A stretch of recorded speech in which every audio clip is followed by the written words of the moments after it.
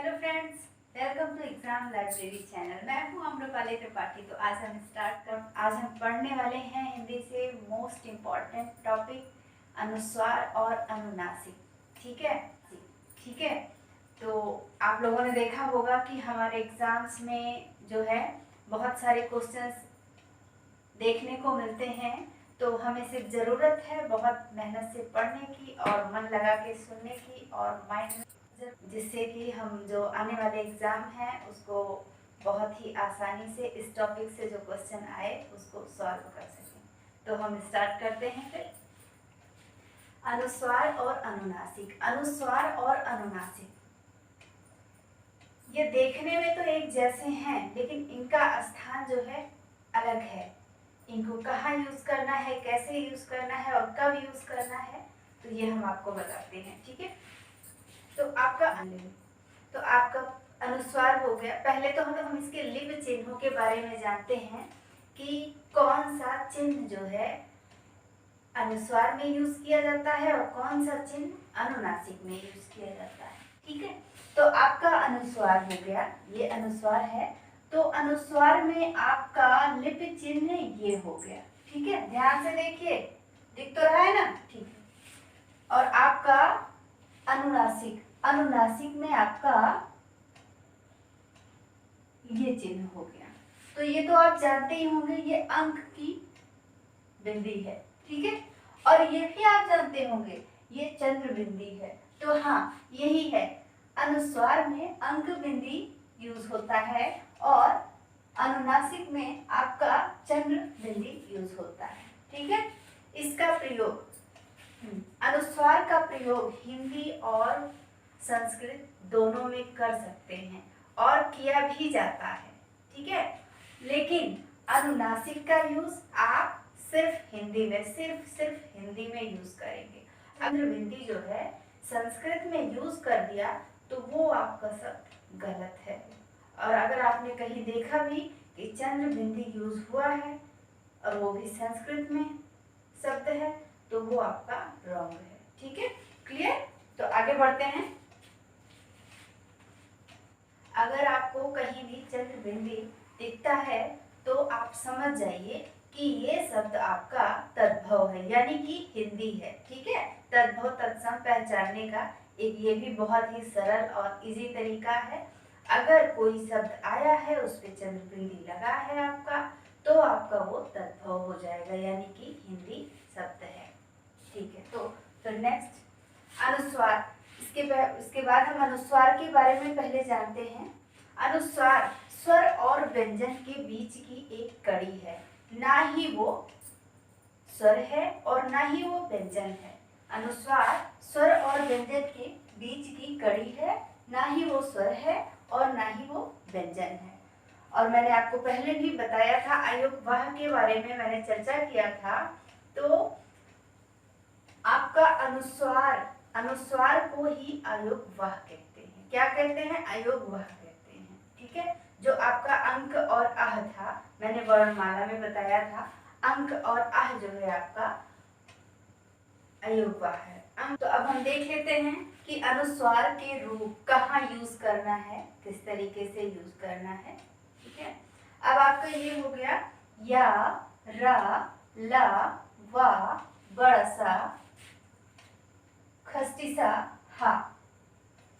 या से लेके हाथ तक, या से लेके आपका हाथ तक अगर आपका कोई शब्द है, अगर एग्जाम्स में कोई शब्द आए हैं, तो अगर या बीच में है, या रा बीच में है, या ला बीच में है, या वा बीच में है, या शा है, या खस्तिसा है, या हा है, या से, यानी कि या से लेके हा तक अगर में आपके कोई भी शब्द दे दिए गए हैं, ठीक है, तो उसमें बीच में अगर आपका या है, या रा है, बीच में ला है, या वा है, या शा है, या खस्तिशा है, या हा है, यानी कि या से लेके हा तक जो मैंने लिखा है उसमें से कोई भी अक्षर अगर आता है तो उसके पहले अक्षर में अंक की बिंदी लगाते हैं।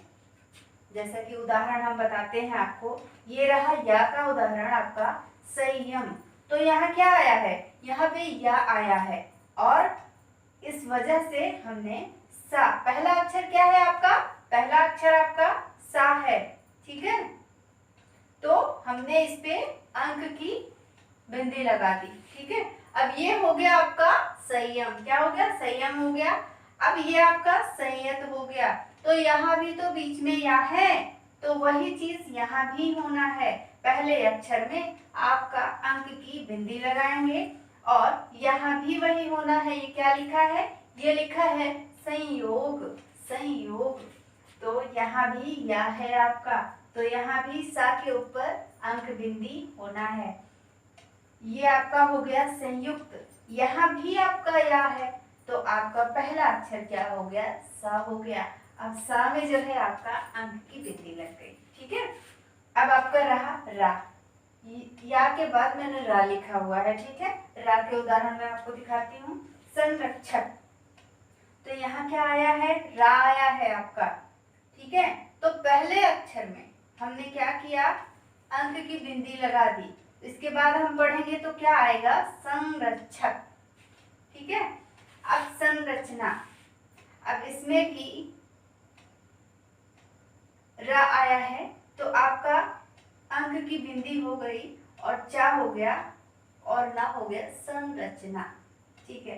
अब ये आपके ला के उदाहरण है, जैसे कि संलाप, यहाँ आपका ला आया हुआ है, तो यहाँ पे आपकी चंद्र बिंदी लगनी है, ठीक है।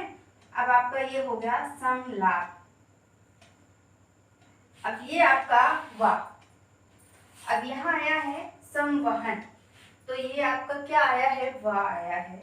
और तो इसके लिए अगर वा, हाँ, तो आपका ये आया है संवहन, तो यहाँ भी आपका वा आया है, तो वही चीज यहाँ भी कर देना है आपको। यहाँ पे सा के ऊपर अंक की बिंदी लगा देनी है। अब यहाँ आपका हो गया संवेदना, यहाँ भी आपका वा आया है, तो इस वजह से आपकी अंक की बिंदी पहले अक्षर में लग जाना है, ठीक है। अब ये आपका बड़ा सा हो गया, तो यहाँ पे अंश है, तो ये सा है, ठीक है। अक्षर आपका या आ हो गया, पहला अक्षर आपका आ हो गया, तो इस पे हमें क्या करना है, अंक की बिंदी लगा देनी है, ठीक है। तो इसी प्रकार से आपके एग्जाम्स में शब्द आएंगे। अब आपको ये देखना है कि या से लेके हा तक आपके शब्द में बीच में आया हुआ है। अगर आया है कहीं, तो उसके पहले अक्षर पे, उसी के जस्ट पहले अक्षर पे आपको अंक की बिंदी लगा देनी है। क्लियर? जैसा कि मैंने बताया कि ये स्वर और व्यंजन के बीच की कड़ी है और यह पंचमाक्षर में भी यूज होता है। यह इसका प्रयोग पंचमाक्षर में भी होता है। तो हम पंचमाक्षर के बारे में आगे बताते हैं, ठीक है। ये नासिक के व्यंजन। अब नेक्स्ट चलते हैं नासिक के व्यंजन। कौन कौन जानता है नासिक के व्यंजन के बारे में? अगर कोई जानता है तो कमेंट करे, ठीक है। हाँ, तो नासिक के व्यंजन क्या है? नासिक के व्यंजन, नासिक के व्यंजन ही आपका पंचमाक्षर है, जो अभी मैंने कहा, ठीक है। तो पंचमाक्षर क्या है, अब इसको हम जानते हैं। ये आपका का वर्ग है, ठीक है। मैंने शॉर्ट में इसको लिख दिया है, पूरा नहीं लिखा है, समझ जाइए आप। का से लेके का, खा, गा, घा, अंगा, तो ये अंगा आपका हो गया पंचमाक्षर में से एक, ठीक है। और ये चा, छा, जा, झा, इया, ये भी आपका पंचमाक्षर में ही आता है। और ड़ा, ये भी आपका पंचमाक्षर में ही आता है। अब आपका ता, था, दा, धा, ना, ये भी आपका पंचमाक्षर में ही आता है। अब रहा आपका पा, पा, फा, बा, भा, मा, ये भी आपका पंचमाक्षर में आता है। तो इसी को बोलते हैं पंचमाक्षर, क्योंकि इसे नाक से ही बोला जाता है। आप बोल के देख लीजिए, ड़ा नाक और मुंह से बोला जाता है, ड़ा, इया, ड़ा, ना, मा, ठीक है। ये नासिक के व्यंजन है और इसी को पंचमाक्षर बोलते हैं। अब आगे देख लेते हैं जब ये पांचों शब्द किसी अक्षर के बीच में अपने आधे स्वरूप में यानी स्वर रहित होकर आते हैं तो उसकी जगह पे उसके पहले वाले अक्षर के ऊपर अनुस्वार का प्रयोग कर दिया जाता है। उदाहरण देख लेते हैं, उदाहरण देखने से आपको एकदम से क्लियर हो जाएगा। ठीक है, तो आपका जैसे ये अंक, ये आपका आधा ड़ा आया हुआ है। ठीक है, ये आ है, आधा ड़ा और का। ठीक है, अगर कोई शब्द आधा है, कोई शब्द आधा है तो उसमें हलंत लगा रहे तो उसको समझ जाइए ये शब्द आपका आधा है, ये शब्द आपका पूरा नहीं है। तो ये आपका पहला अक्षर हो गया। ये ड़ा, आधा ड़ा इसमें लगा हुआ है ना, पूरा तो है नहीं, ये स्वर रहित है और आधा है, तो इस वजह से आपका पहला अक्षर जो है आ है, तो इसके ऊपर आपका जो है अनुस्वार यूज होगा, अनुस्वार का प्रयोग आप करेंगे, यानी कि अंक की वृद्धि। ठीक है, वैसा ही है गंगा। तो गंगा में आधड़ा, प्रोनाउंसिएशन में जो है आधड़ा आता है। बहुत लोग तो कंफ्यूज हो जाते हैं कि कैसे, ऐसे कैसे होगा। अभी लिखने को बोल दीजिए कि इसका सही रूप लिख दें तो कोई लिख नहीं सकता है। अगर 10 लोगों को दे दिया जाए तो 10 में से 6 या 7 का ही सही होगा, 2-4 तो पक्का गलत ही होंगे। ठीक है, तो ये आपका गंगा हो गया। तो अधड़ा लगा हुआ है तो पहला अक्षर आपका गा हो गया, तो इस वजह से आपका अनुस्वार यहाँ यूज होगा। ये आपका गंगा हो गया, ये आपका पंचम हो गया। ठीक है, यहाँ पे आपका जो है पिया लगा हुआ है, वो भी आधा है, तो पहला अक्षर आपका पा हो गया, तो यहाँ पे आपका अनुस्वार लग के ये पंचम बन जाएगा। ठीक है, ये आपके शब्द हैं जो यूज होते हैं। ठीक है, जो हम लोग ज्यादातर प्रयोग करते हैं। इसको कौन करता है? इसको कोई नहीं करता है। संस्कृत में भले आधा आधा का प्रयोग हो जाता है, हम लोग क्या करते हैं, जो है अंक लिखना है तो हम लोग ऐसे अनुस्वार का प्रयोग करके फटाफट इसको लिख देते हैं, अंक लिख देते हैं। अब ये कौन लिखेगा? गंगा लिखना है तो हम लोग क्या करते हैं, गंगा लिख देते हैं। ऐसा कौन लिखता है? बहुत कम ही देखने को मिलता है, कोई नहीं लिखता है। ये आपका शंख हो गया। ठीक वैसे ही प्रयोग होगा पहला अक्षर आपका सा है तो इसके ऊपर आपका अनुस्वार लगेगा और ये आपका शंख हो गया। अब ऐसे ही चंचल है तो चंचल में भी जो है पहला अक्षर चा है, यहाँ पे भी हाफ आया हुआ है, आधा आया हुआ है, तो यहाँ पे आपका जो है अनुस्वार यूज होगा। तो ये आपका चंचल हो गया। ठीक है, ये आपका चंपा हो गया। तो यहाँ पे भी माँ आधा आया हुआ है, स्वर रहित है। हाँ, माँ है, आधा माँ है, स्वर रहित है, तो इस वजह से यहाँ चंपा।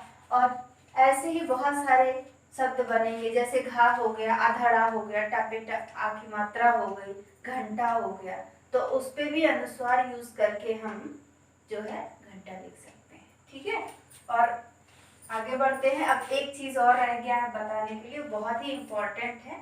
यहाँ पे बहुत लोगों से मिस्टेक हो जाती है और जान नहीं पाते हैं कि कैसे क्या करूं, और क्या करते हैं कि लास्ट में गलत ही करके आ जाते हैं। तो देखते हैं, अगर